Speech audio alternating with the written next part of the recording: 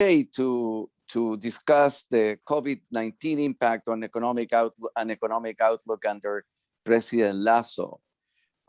What a morning we have had. We have Ambassador Baki, Ambassador Fitzpatrick, we had the Vice Minister Fierro, and it's incredible. And I will start changing my notes to a feeling that I got this morning to all of you. That was what I felt in the early 90s when I was a senior official at the Chilean government in the 1996. And I felt in those days, ladies and gentlemen, that Chile was happening. Something was coming out of the transition to democracy and the opening on the markets, etc. And you could you could attend conferences in the world. There were no pandemia then, and it was a feeling that we were happening. And after listening to the stellar presentation of Ambassador Baki and Ambassador Fitzpatrick and Vice Minister of Economy Fierro, I can see that Ecuador is happening. That window that opens up in a very few occasions for countries where the interest becomes from the rest of the region and the world becomes a highlight of the transition of the moment is spectacular. And you can see that when we learned today that the popular support of President Lasso and his administration is 75%. Just take a look of the region, Chile, Argentina, Peru, and try to understand, and Colombia, try to understand the level of popular support of the administration, and you will see with me that Ecuador is happening. And I from the Institute of the America, we really wish the best of success to President Lasso and his challenge to take back Ecuador to be a key player in the Latin American region. We also have to acknowledge the spectacular success of his administration on COVID-19, from being one of the countries that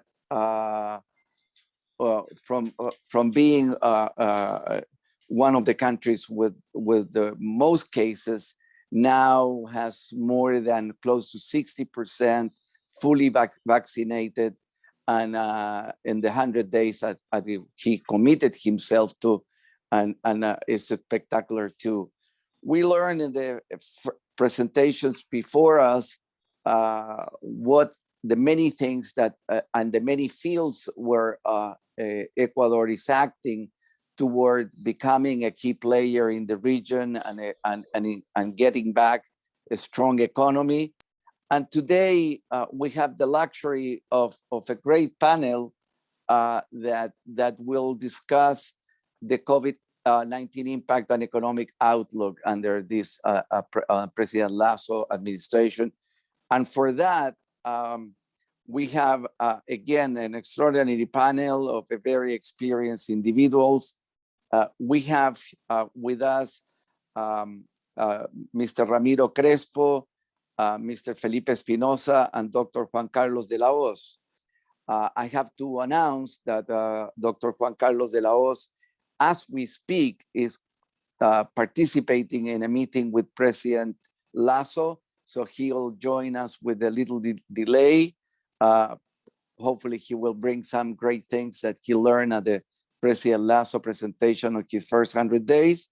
And Mr. Juan Carlos, Dr. Juan Carlos de la Hoz is the IDB representative at the Inter-American Development Bank. He is the country officer in Ecuador. He has 20 years at IDB experience. He is now readapting from a sea-level position in Barbados to a 9,000 feet position in Quito. So that's another kind of adjustment. Juan Carlos is a medical doctor with a degree in the University of York in the United Kingdom. Ramiro Crespo is president of Analytica Securities in Quito, a great successful investment bank that he has led since 1996. Analytica provide a full range of services of an investment bank, M&A, debt restructuring, valuation, etc. He has been a director at Toachi Mining Company and the Quito Stock Exchange, and a member of the Ecuadorian American Chamber of Commerce. And also a stellar panelist, Felipe Espinosa is the executive director of the American Chamber of Commerce in Ecuador. Felipe is an executive with ample experience in various fields in companies with senior management positions, pharmaceutical, logistics, hospital, automobile sector. He has a master's degree and a bachelor degree from Texas A&M and a postgraduate studies at Cologne in Germany, Cologne and Berlin in management and technology. At this time, I have to ask if I have Ramiro on board to get started, just to make sure that he is on the call. Ramiro, if you're in, take it away from here, Ramiro.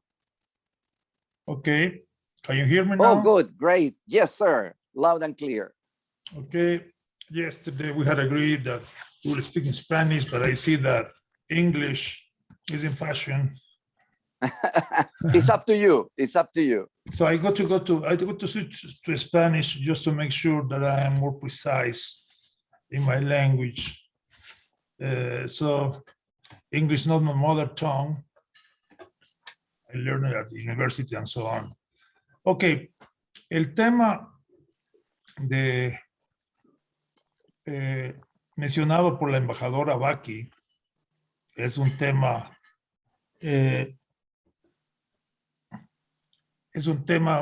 muy importante y en general el hecho que el Ecuador en este momento es una especie de isla de cambio hacia la libertad, la democracia, el sistema de mercado, cuando otros países están en peligro de entrar en un sistema bastante autoritario, como Colombia, Perú y Chile. Eso creo que es muy importante y nosotros tenemos como América Latina que hacer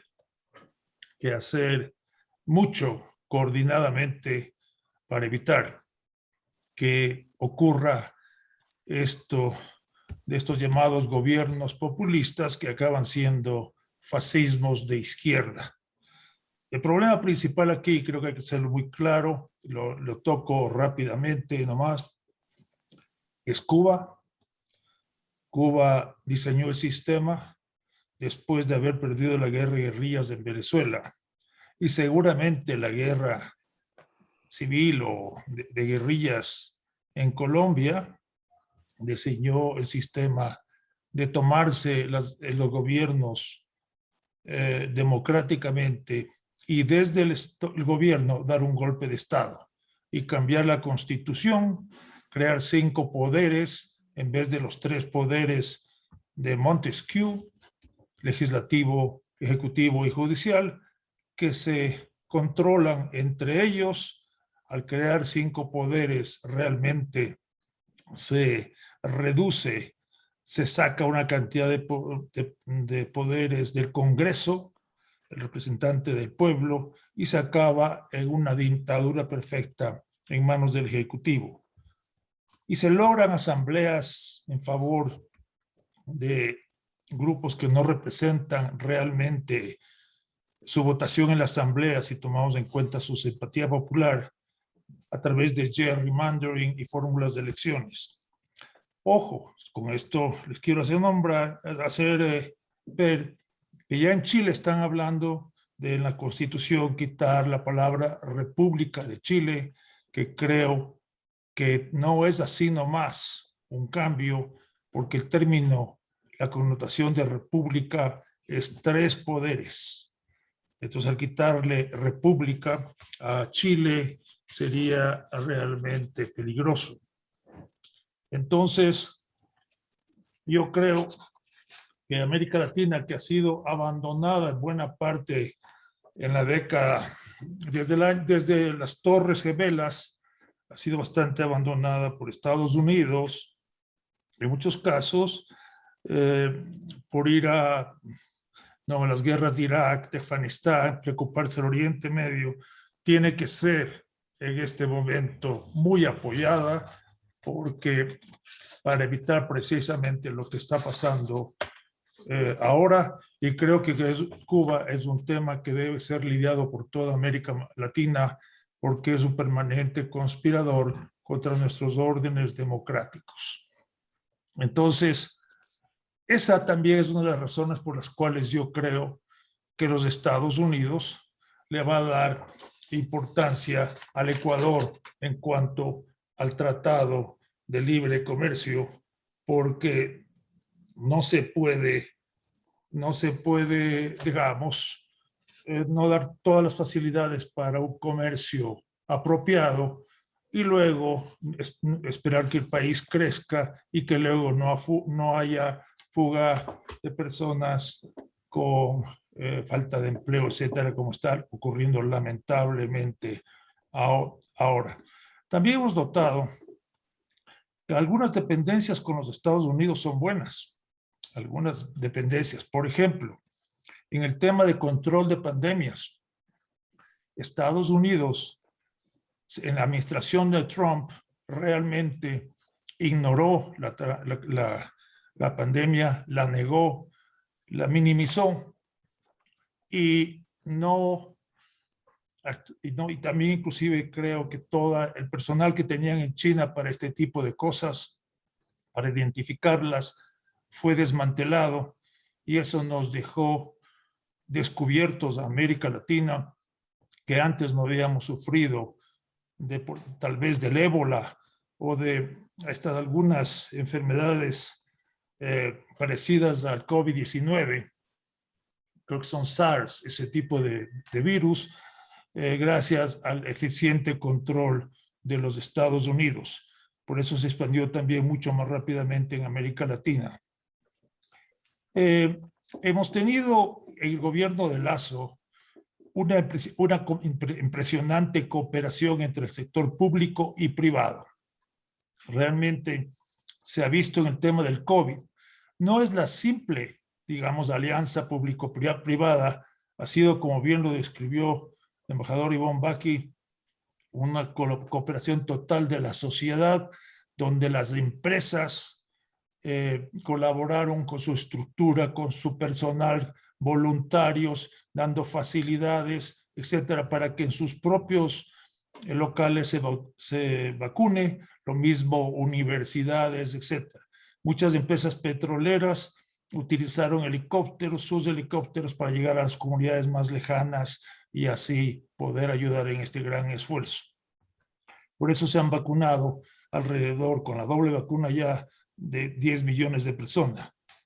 Después, otra cosa que Lasso tiene que es muy importante es la preocupación por la desnutrición infantil.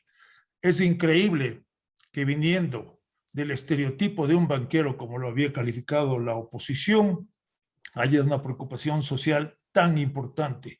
La desnutrición infantil es algo crítico y urgente. No nos podemos dar el lujo de dejar que nazcan niños desnutridos, porque hasta los 5 años se desarrolla el 95% del cerebro, pero la mayoría se desarrolla en el vientre o el útero de la madre. Entonces, la alimentación a la madre antes del nacimiento es fundamental. De lo contrario, la población ecuatoriana del futuro, una muy buena parte de la población, va a sufrir de deficiencias intelectuales, va a sufrir de problemas cognitivos, va a sufrir de lo más importante que es para buscar la igualdad, que es la capacidad intelectual sumada al esfuerzo. También el gobierno de Lasso ha hecho el acuerdo con el CIADI, que es algo importantísimo para fomentar la inversión extranjera, porque realmente con la experiencia de Correa hemos visto que el CIADI es mucho más importante que nunca. Lo que todavía falta por parte del Ecuador es que el Ecuador repita a los culpables de los problemas con las multinacionales que han ocasionado fallos en nuestra contra, y la Constitución dice, pero no se está aplicando, que en esos casos el Estado puede repetir. Creo que es importante que a los gobernantes anteriores estos fallos en contra se les repita, se les intente cobrar, porque de lo contrario, si no hay ese tipo de sanción, se vuelve un incentivo perverso para seguir invitando a empresas a invertir y luego forzándoles a salir. El acuerdo con México, la alianza del Pacífico que se viene, posiblemente después la alianza de los países del Pacífico, APAC, y el libre comercio con China y Estados Unidos, sería muy importante. Repito, creo que inclusive por razones geopolíticas, el libre comercio, el Tratado de Libre Comercio con Estados Unidos es fundamental para el Ecuador y para Estados Unidos, porque no quiere tener en su backyard el mejor ejemplo de lo que es salir de una dictadura que fracase, no quiere que fracase. Una cosa importante también son las transparencias en las cuentas públicas que está logrando el gobierno de Lasso. Se está preocupando de que las cuentas públicas sean transparentes, lo cual sirve para reducir el riesgo país. Y eso se nota más, por ejemplo, en la visita de la misión del Fondo Monetario, que ahora ya no ha tenido tanto que ir a visitar al sector privado para sopesar, comparar los números, porque la confianza en la gente del gobierno es bastante mayor en los números dados por el gobierno, en la integridad de sus funcionarios. También él ha sido un gran ejemplo en su conducta personal, una persona amable, un caballero, no ataca, ¿no? Pero tiene mucha autoridad. Él es el presidente, tiene autoridad, y cuando le disputan, él sencillamente no entra en controversia, sino ratifica su autoridad sin ningún tipo de autoritarismos. Las visitas del vicepresidente a los hospitales ha sido algo fantástico. Se ha visto sobreprecios en la construcción, exceso de compras de medicinas, obviamente negociados, medicinas caducadas, camas vacías. Entonces, lo que ha ocurrido es que está contribuyendo a matar ese mito que permitía un excesivo gasto público, que no se puede reducir el gasto mucho porque se gasta la mayoría del gasto público en educación, seguridad y salud. Se ha visto que mucho de ese gasto en salud y también en educación seguramente va en este tipo de cosas. Un alto funcionario de un organismo internacional, en un desayuno con algunos economistas, nos dijo que realmente ese gasto iba más que al médico, más que al paciente, más que al profesor, más que al estudiante, iba a la burocracia y ese tipo de cosas. O tal vez a construir escuelas que luego no sirven, u hospitales con sobreprecio y no funcionales. Entonces, y si la educación fuera tan importante para el país, los colegios públicos deberían ser mejores que los privados, y así nosotros mandaríamos felices a nuestros hijos a los colegios públicos, de tener que básicamente tener que pagar otro impuesto mandando a colegios privados a nuestros hijos porque los públicos no son tan buenos. Y también eso impide que las distintas clases sociales se mezclen como era antes del país. Todo el mundo estudiaba en los mismos colegios y había una interacción que era muy saludable para la sociedad. Entonces, Se están viendo cosas interesantes también, como el uso del puerto del OCP, el oleoducto de crudos pesados, por parte de Petroecuador, que acaba de mandar 1 millón de barriles de crudo oriente sin mezclar. Antes del Estado, el gobierno mezclaba el petróleo más pesado, o sea, el oriente, con el petróleo napo más ligero, de tal manera que pueda ir por el SOTE, el oleoducto del Estado, y no aprovechaba el OCP porque era privado y bajo el pretexto de soberanía. Y inclusive bajaban el valor de la mezcla, obviamente, porque el crudo pesado, el crudo oriente más liviano, al mezclarse con uno más pesado, bajaba de valor, pero decían que era por soberanía, cuando seguramente era por corrupción. El gasto de salud y educación representa 2.700 millones, el 30% del gasto de inversiones anuales del gobierno. ¿Me estoy pasando? Estimado Ramiro, sí, te quedan unos 3 minutos para cerrar. Ya, De tus entonces, 12. perdona, entonces I got carried away. Entonces básicamente eso, bueno, entonces la vuelta a la banda de precios, el Estado está reduciendo 2.500 millones de dólares en sus gastos y está impidiendo un arbitraje de 50 años. Imagínense que la prohibición de vender alcohol legalmente en los Estados Unidos hubiera durado 50 años. Tal vez tendrían de presidente a Al Capone the Fifth. Aquí realmente el presidente Lasso está rompiendo con eso y por fin vamos a poder eliminar una fuente o una creación o una clave para la creación del crimen organizado, que a la vez que contrabandea en un arbitraje permanente, comprando barato en Ecuador y vendiendo caro en Colombia y en Perú, complementa eso con la falta de balances auditados en las empresas públicas, que no tienen balances auditados, que no tienen balances por más de que la ley y la Constitución lo manda. Entonces el presidente Lasso está pensando llevar esto a la bolsa con el objeto que, como en Brasil con Petrobras y como en Colombia con Ecopetrol, se puedan sincerar los números, haya mayor inversión extranjera, sirvan de ancla como en los centros comerciales para atraer a otros inversionistas, y va a ser una alianza público-privada, pero no privatización, porque los privados seremos muchos ecuatorianos, y el dinero que se consiga de eso puede servir una parte, por ejemplo, para reformar, para mejorar los déficits actuales de los fondos de pensión.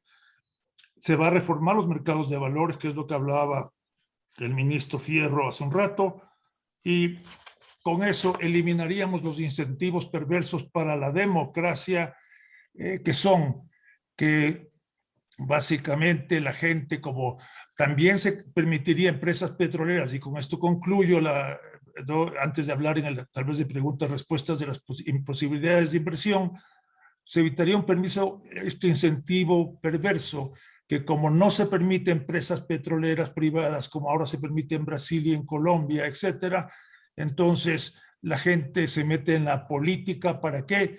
Para llegar al gobierno y desde el gobierno hacer negociados. Por eso tenemos algunas personas en la cárcel. Entonces, ¿qué es lo que ocurre? Este tipo de gente se mete a la política, este tipo de gente se mete a gobernar, y gente como Guillermo Lasso, es un caso milagroso que lo haya hecho, pero gente similar como Guillermo Lasso, que somos todos nosotros, gente honesta, no nos metemos a la política, lo cual debería ser una actividad permanente, aunque sea de tiempo parcial. ¿Por qué? Porque no queremos lidiar con este tipo de gente, y esa es la causa fundamental del desgobierno y la corrupción que tiene el Ecuador. Gracias por lo pronto. Muchas gracias, Ramiro.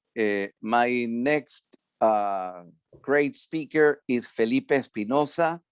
Felipe, si estás conectado, take us away, and the floor is yours.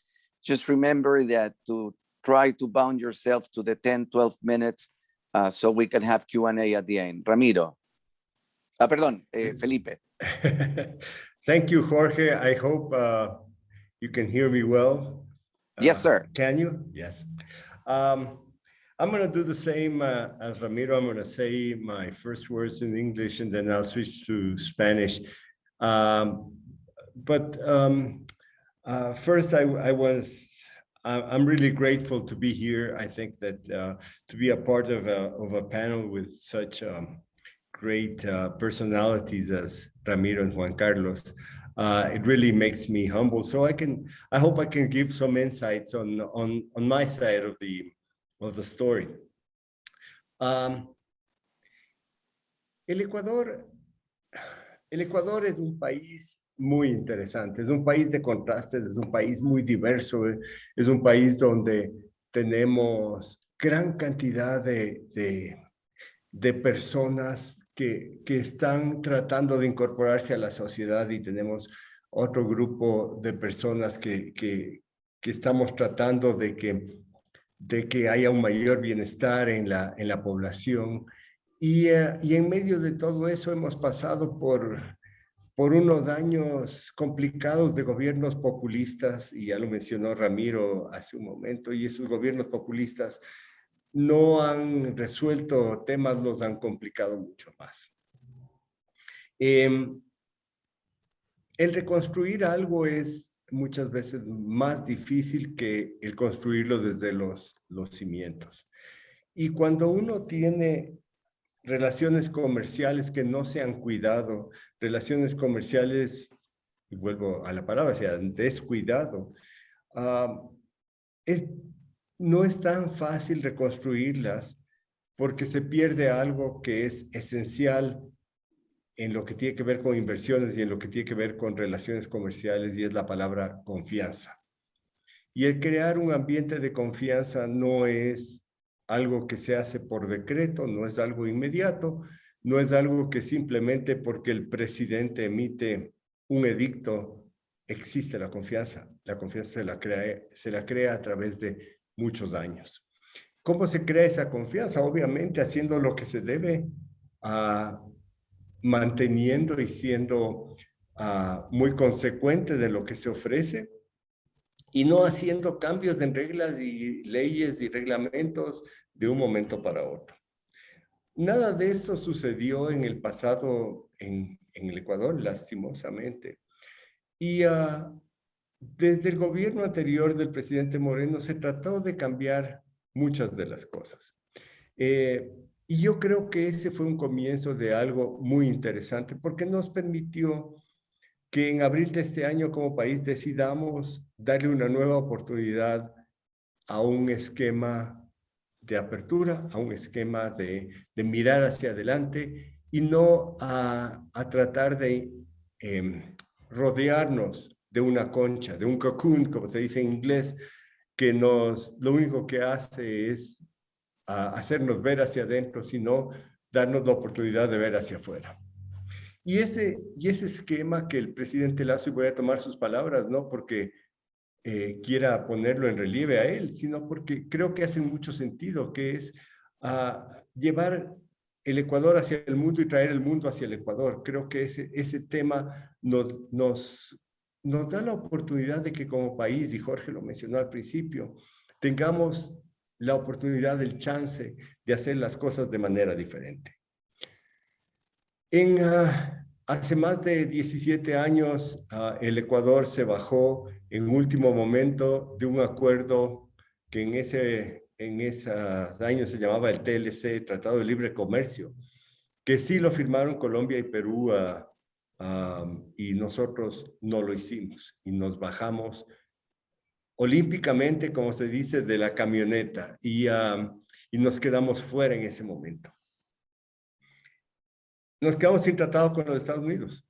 En medio del gobierno del presidente Correa, totalmente opuesto a los acuerdos comerciales, el Ecuador tuvo que firmar un acuerdo comercial, y digo tuvo que firmar un acuerdo comercial con Europa porque no le quedaba más, porque se acababan las preferencias arancelarias y con eso el Ecuador perdía muchísimo.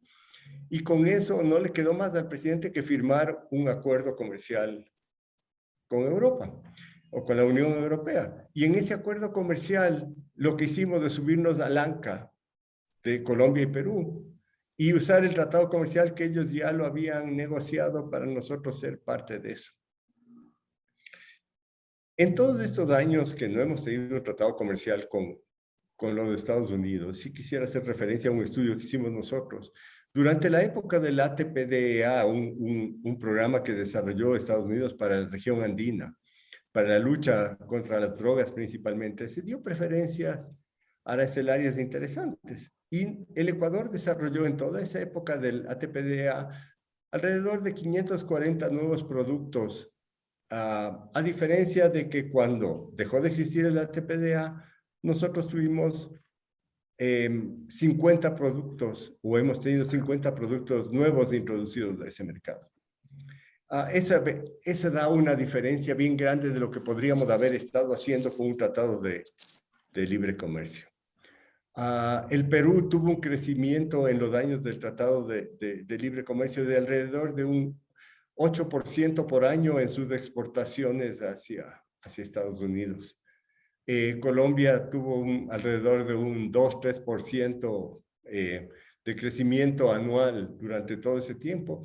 Y nosotros hemos tenido un decrecimiento desde que hubo el ATPDA, salió de circulación de alrededor de un 2% en nuestras exportaciones. ¿Qué tenemos que hacer hacia el futuro? Es obviamente volver a abrirnos hacia el mundo, buscar comercializar nuestros productos, abrirnos a mercados más grandes, darnos la oportunidad de explotar las potencialidades que nuestros productos dan. Solo quisiera mencionar que el Ecuador, en el tamaño que tiene, es el exportador número 1 en el mundo de camarón y de banano. Son solo 2 ejemplos. Y tenemos otro gran número de exportaciones con las cuales hemos sido realmente exitosos. ¿Por qué no pensar que tenemos una serie de otros productos, sobre todo en temas agroindustriales, que podrían ser y podrían alcanzar mercados mucho más grandes como el de Estados Unidos? Estamos entrando con Golden Berry, con la uvilla que llamamos nosotros, estamos entrando con pitahaya, estamos entrando con otra serie de productos de ese estilo. Y nos está yendo muy bien. Pero si tuviéramos nosotros un acuerdo comercial con los Estados Unidos, nos estaría yendo mucho mejor. Y creo que la comprensión, y no voy a entrar a la parte geopolítica que ya mencionó Ramiro, que creo que es importantísima en este momento y creo que nos ayuda a hacer todo esto, pero sí quisiera mencionar que las economías de Estados Unidos y de Ecuador son economías complementarias. No somos economías de las cuales competimos en productos, sino que los productos de uno y otro lado van a complementar lo que necesitamos tener en nuestros países. Y esa hace una gran diferencia en un momento de análisis y en un momento de negociación de un tratado comercial. Así que con eso dicho, yo sí quisiera resaltar que en estos años pasados yo he tenido la oportunidad de estar en Estados Unidos, de conectar al gobierno de turno con el sector privado de Estados Unidos, primero en un ambiente de tratar de convencer a un gobierno que no tenía conocimiento de eso, de que en Estados Unidos el sector privado es el que dicta lo que necesita que el gobierno haga, en el buen sentido. O sea, ¿cómo podemos hacer para aprovechar oportunidades? Eso no lo comprendía el gobierno de turno en ese momento. Y ese convencimiento se lo ha ido dando poco a poco con las visitas allá, con la conexión con el sector privado. Y yo he visto un desarrollo bien interesante de la relación que se ha ido desarrollando y mejorando con nuestro principal socio comercial. Estados Unidos, después de todo lo que yo he dicho, es nuestro principal socio comercial y ha permanecido como nuestro principal socio comercial, aún a pesar de toda la política o politiquería que se ha utilizado en gobiernos anteriores. Si es así, lo que yo creo que nosotros como ecuatorianos deberíamos estar enfocados es en decir, ok, si tengo un socio comercial al que le vendo 5, ¿por qué no estar enfocado en venderle 10? Sobre todo en los productos más importantes que nosotros tenemos en nuestras manos y que son productos novedosos y que son productos que van a entrar a Estados Unidos de nuevo a complementar una economía que no los va a producir. En este momento, y solo para cerrar, un producto como el brócoli ecuatoriano, una exportación importantísima del Ecuador, paga el 14.9% de arancel para entrar a Estados Unidos, cuando nuestros países vecinos con ese producto tienen un arancel de 0.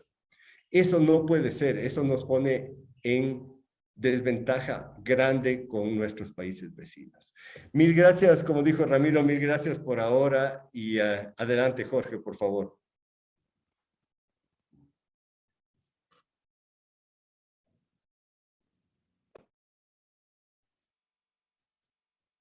Okay, thank you so much. Now we are back on time, and we have Juan Carlos de la Hoz that will illuminate this panel for the last part of it. Sí, bueno, muchísimas gracias, Jorge. Muchísimas gracias a mis colegas panelistas. No voy a hacer la introducción en inglés, ya también en temas de tiempo voy a ir directamente a mi conversación en español. Muy agradecido por la invitación.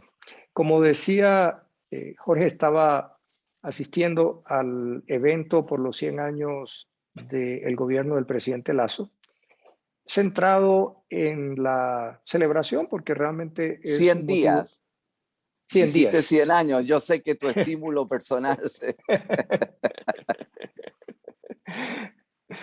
100 días, ciertamente. Y el tema principal eran las 9 millones de gracias, porque realmente el evento se centró especialmente en un logro que es para celebrar. Las 9 millones de personas con 2 dosis de la vacuna COVID. Realmente el proceso sigue, ya quizá al día de hoy el corte es de casi 9.500.000. Eso es un logro, como ellos mismos lo decían, la ministra de Salud, de una de las mayores campañas logísticas y sociales en la historia, que tiene un efecto de salvación de vidas. Al mismo tiempo, se recordó a aquellas personas que murieron, porque de todas maneras es las secuelas y los impactos de la pandemia. Yo me voy a hacer algunas reflexiones sobre los temas coyunturales, sobre los temas estructurales del Ecuador y sobre algunas de las actividades y planteamientos que hemos hecho como entidad multilateral. Seré breve, quizá, y me disculparán si en algún momento repito algunos de los temas que ya mencionó el viceministro Fierro y las otras personas que me antecedieron. El gobierno en una situación como esta, había unos temas coyunturales que el gobierno ha venido atendiendo y para los cuales nosotros también hemos contribuido. El sostenido avance en la vacunación, consolidar el financiamiento necesario para cubrir la brecha fiscal y especialmente proteger a las poblaciones vulnerables de los efectos de la pandemia. En el primer caso, bueno, no voy a repetir, ha sido un logro importante los 9 millones y la contribución en este caso de organismos como el nuestro, financiamiento directo de la compra de vacunas y en algunos casos también ofrecer garantías sobre el pago de estas vacunas a los mecanismos en los que los gobiernos se vieron involucrados. Y realmente fue una movilización de manera muy rápida que hizo el banco y que movilizó recursos en todos los países. Y en el Ecuador no fue la excepción. En el caso de llenar la brecha de financiamiento, nosotros movilizamos también rápidamente recursos de apoyo presupuestal y aprovecho este momento para también mencionar el acuerdo que cerró el gobierno ayer a nivel técnico de la segunda y tercera revisión del acuerdo con el Fondo Monetario. Eso es un logro importante.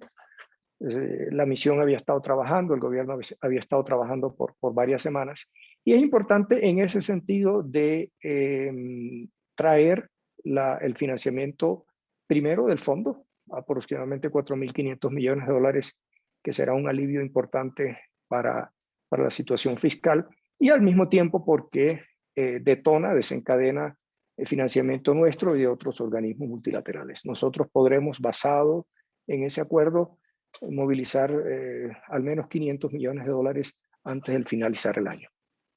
Y en el caso de proteger a las poblaciones vulnerables, también pudimos rápidamente movilizar recursos de al menos 300 millones de dólares que se utilizaron para los bonos focalizados en las poblaciones vulnerables, que sirvieron en muchos casos para paliar hambre y desesperación en las poblaciones más afectadas, porque tenemos siempre que recordar que la pandemia no solamente fue un evento de salud pública, sino un evento económico.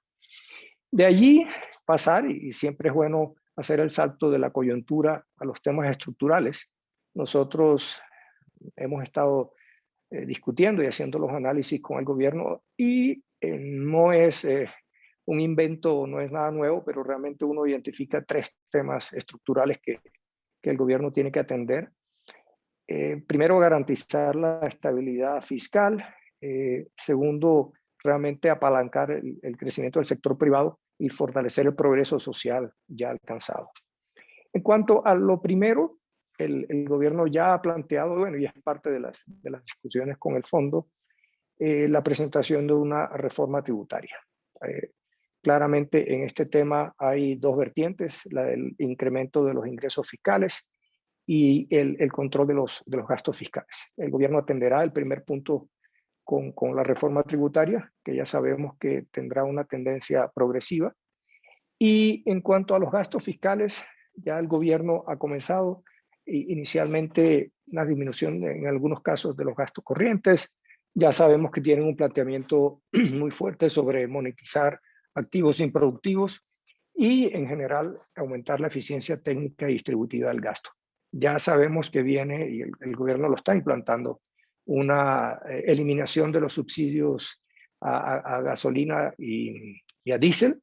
Sabemos, y yo creo que los gobiernos lo saben bien, que estas disminuciones o eliminaciones de subsidios que son regresivos tienen siempre un impacto político.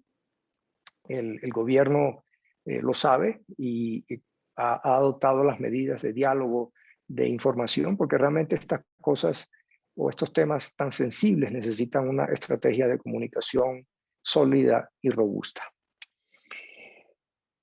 Y al mismo tiempo, y eso, vamos, viene de atrás, y nosotros en nuestro tema coyuntural de inyección de recursos para la focalización de bonos y de subsidios a las poblaciones más vulnerables, implica, y eso tiene que ser un asunto estructural, realmente unido a la expansión de los subsidios, una mejor focalización, lo cual debe crear una mejora en la eficiencia técnica y distributiva del gasto.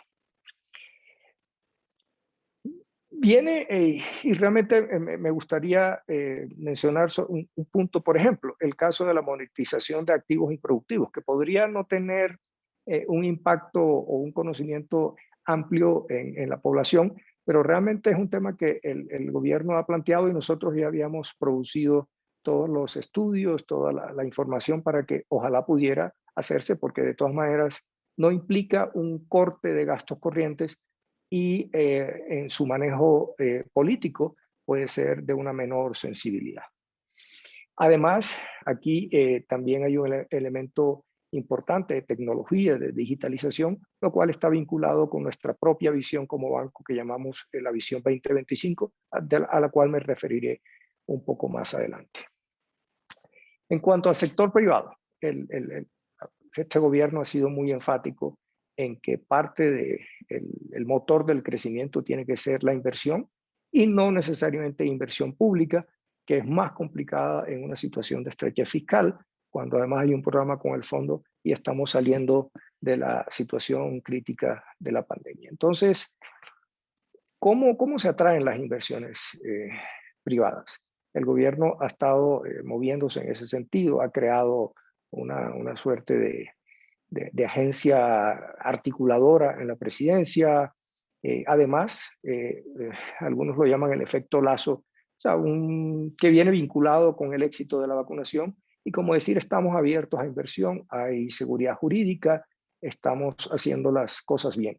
Pero eso no es suficiente. Realmente para el inversionista no solamente necesita seguridad jurídica, sino que además todo el proceso y trámite de creación de empresas, de traer las inversiones, esté basado en procesos ordenados, claros y predecibles. Y que además tengan un sustento en una plataforma digital. O sea, no puede ser que en el siglo XXI la posibilidad de hacer una inversión y de traer inversión esté mediada todavía por una serie de requisitos duplicados y que en muchos casos se tienen que hacer presenciales o con papel. Nosotros, y eso es una gran fortuna, ya habíamos desarrollado un programa de préstamo para atracción de inversiones que venía desde hace algún tiempo y implica esencialmente todo el proceso de disminución de trámites y la creación de una ventanilla única de inversiones que tiene una plataforma digital y seguramente será un incentivo enorme para la atracción de inversiones para el Ecuador y que está alineado con el planteamiento del presidente. Igualmente también hemos estado apoyando con un préstamo y es un tema que está retomando importancia y prioridad del gobierno, es facilitar el que haya alianzas público-privadas, que no solamente es tema de seguridad jurídica, sino que existan el entrenamiento por parte del gobierno de entender cómo funcionan este tipo de contratos o de convenios y además que permitan una adecuada fiscalización. En ese sentido, me gustaría entonces recalcar que nosotros como institución financiera no solamente podemos colaborar como lo hemos hecho y lo debemos hacer en situaciones coyunturales, sino que estamos como un elemento analítico primero y después implementador para atacar los elementos estructurales que están manteniendo bajo el crecimiento e imposibilitando la prosperidad en el futuro. Y en ese sentido, entonces, estamos trabajando en estos tres temas estructurales. La parte de la sostenibilidad fiscal, la atracción de inversiones y mantener y consolidar las conquistas sociales que el gobierno y el Estado han conseguido. La visión nuestra 2025, que está muy alineada y que además se trasladará a nuestra estrategia de país, que vamos a empezar a discutir con el gobierno, que tiene integración regional y atracción de inversiones, claramente muy alineado. El tema de digitalización de la economía, no solamente para facilitarle la vida a los ciudadanos, sino para atraer inversiones. El tema de financiamiento de pequeñas y medianas empresas como un motor fundamental del crecimiento económico. Una perspectiva importantísima de género. Creemos que es una asignatura poco pendiente en nuestros países y que tiene que permear en todos los elementos de la economía, desde las inversiones, la minería, la educación y cambio climático. Definitivamente es un tema importante. Estamos trabajando ya también con el Ministerio de Economía y Finanzas porque somos firmes creyentes que no es un tema solamente de medio ambiente, sino que es un tema financiero. Cómo hacer planes de inversión que tengan en cuenta el impacto sobre el cambio climático en todas sus vertientes. Y aquí, en el caso del Ecuador, el tema amazónico es supremamente importante. Lo dejo por allí en este momento. Muchas gracias. Gracias. Thank you so much for your fast track presentation. Juan Carlos, what a morning we have had. We have time for maybe one question. I'll check in a minute. But just to start wrapping up the morning, what an incredible array of panelists.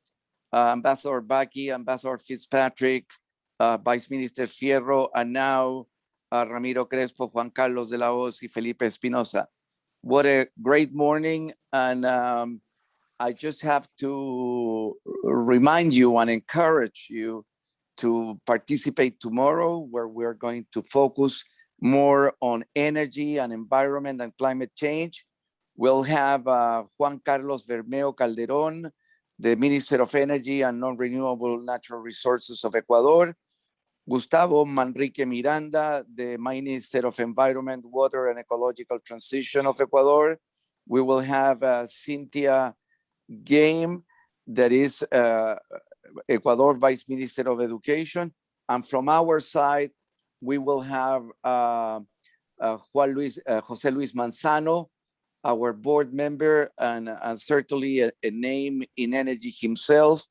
We will have Mary Walshock, the vice chairman or vice president of UCSD, University of California, San Diego, and Tania Miranda from the Institute of the Americas. So I'll really urge you and encourage you to participate tomorrow. Quickly, a question that we have from a person, Bill, about to Felipe Espinosa, about the example of bright spots of private sector cooperation. I don't know if Felipe, if you have a minute to talk about that. 1 minute. Thank you, Jorge. I'll try to be very, very brief. Instead of mentioning a single investment or thing that is happening, what I would like to say is that as a chamber, we have received a series of requests of information of what's happening in the country and what opportunities have been opening, things that did not happen before. I mean, a door has opened, a door of opportunities for Ecuador has opened. And we believe that that is something that needs to be mentioned. And I think that the opportunity of doing new ventures in Ecuador will be greatly rewarded because we have a dollarized economy, and a dollarized economy, what happens is that a dollar you put into the economy will remain as a dollar and will never be devaluated. So that in general, and I'm being very brief, Jorge, but I think that maybe I should have mentioned some things else.